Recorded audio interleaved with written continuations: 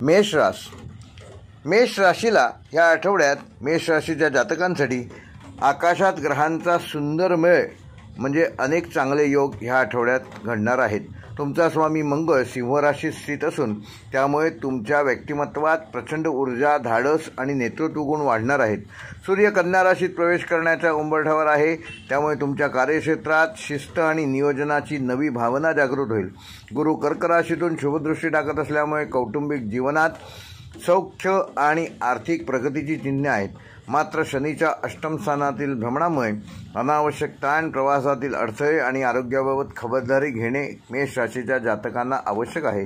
आठवड्याच्या सुरुवातीला काही कामे अपेक्षेपेक्षा जास्त वेगाने पूर्ण होतील.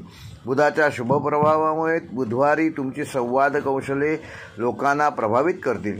आठवड्याच्या शेवटी धार्मिक व आध्यात्मिक प्रवासाची संधी निर्माण होऊ शकते. करिअर व व्यवसायाच्या दृष्टीने हा आठवडा तुमच्या प्रगतीसाठी महत्त्वाचा असून जर तुम्ही नोकरीत असाल तर वरिष्ठांकडून नवीन जबाबदाऱ्या स्वीकाराल आणि त्यातून तुमची क्षमता सिद्ध करण्याची संधी देखील तुम्हाला मिळेल. तुमच्या कारकिर्दीतील व कार्यशैलीतील बदल आणि समस्यांकडे पाहण्याची सकारात्मक दृष्टिकोन यामुळे तुमच्या टीममध्ये तुमचा प्रभाव वाढणार आहे. बुधवारी किंवा गुरुवारी एखादे महत्त्वाचे प्रेझेंटेशन, मीटिंग किंवा प्रोजेक्ट हाती घेऊ शकता, ज्याचा दीर्घकालीन चांगला फायदा तुम्हाला मिळणार आहे. व्यवसायात असणाऱ्यांसाठी हा आठवडा विक्रीत वाढ आणि ग्राहक संख्या वाढवणारा असून विशेषतः ज्या व्यवसायात तंत्रज्ञान, मार्केटिंग किंवा सर्जनशीलता आवश्यक आहे त्यात तुमची चमक वाढणार आहे. मात्र शनीच्या प्रभावामुळे भागीदारीतील मतभेद टाळा. आर्थिक व्यवहार स्पष्टपणे लिहून ठेवा.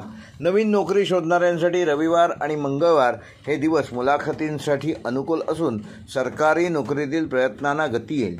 आर्थिकदृष्ट्या मेष राशीच्या जातकांना ह्या आठवड्यात गुरुची कृपा तुमच्या बाजूने असल्यामुळे आठवड्याच्या सुरुवातीलाच एखादी जुनी थकबाकी किंवा अडकलेले पैसे मिळण्याची शक्यता आहे.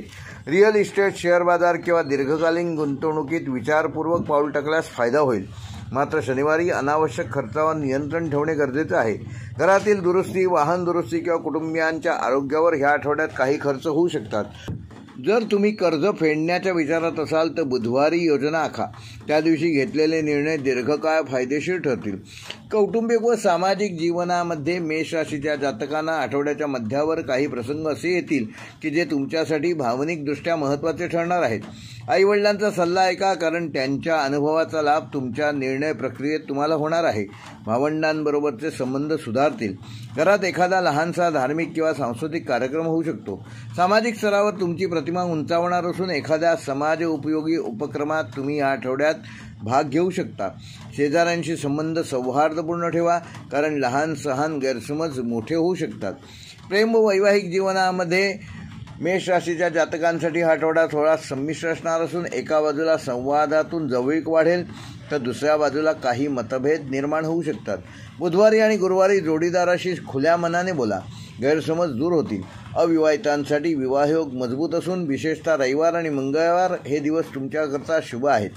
वैवाहिक जीवनात थोडेसे तणावाचे वातावरण राहू शकते, पण आठवड्याच्या शेवटी गोडव्याने समाप्ती होईल. जोडीदाराच्या आरोग्याची योग्य ती काळजी घ्या. आरोग्याच्या दृष्टीने मेष राशीच्या जातकांना हा आठवडा चांगला आहे, पण मंगळाचा प्रभाव असल्याने अपघात किंवा किरकोळ इजा टाळण्यासाठी योग्य ती काळजी घ्या. पचनाशी संबंधित तक्रारी, डोळ्यांची जळजळ किंवा स्नायू दुखणे इत्यादी त्रास तुम्हाला या आठवड्यात होऊ शकतात. प्राणायाम, हलका व्यायाम आणि संतुलित आहार घ्या. ज्येष्ठ नागरिकांनी रक्तदाब आणि मधुमेहाची तपासणी वेळेवर करा. एकंदरीतच ह्या आठवड्यात मंगळाच्या ऊर्जेचा योग्य वापर करण्यासाठी संयम, सातत्य आणि भक्तीची जोड मेष राशीच्या जातकांना आवश्यक आहे. दररोज सकाळी सूर्योदयाच्या वेळी सूर्यनमस्कार घाला. मंगळवार आणि गुरुवार हनुमान चालीसा पठण करा, त्यामुळे तुमचे मानसिक स्थैर्य वाढणार आहे. मेष राशीसाठी या आठवड्याचा शुभ अंक आहे 3 व 9. शुभ रंग आहे लाल व केशरी. शुभवार आहे मंगळवार व गुरुवार. शुभ दिनांक आहेत 18, 20 व 23 ऑगस्ट. व मेष राशीसाठी या आठवड्याचा विशेष उपाय, येत्या मंगळवारी हनुमान मंदिरात लाल फुलं अर्पण करा आणि शक्य असल्यास लाल वस्त्र धारण करा व गरीब मुलांना पेन व वह्या भेट द्या.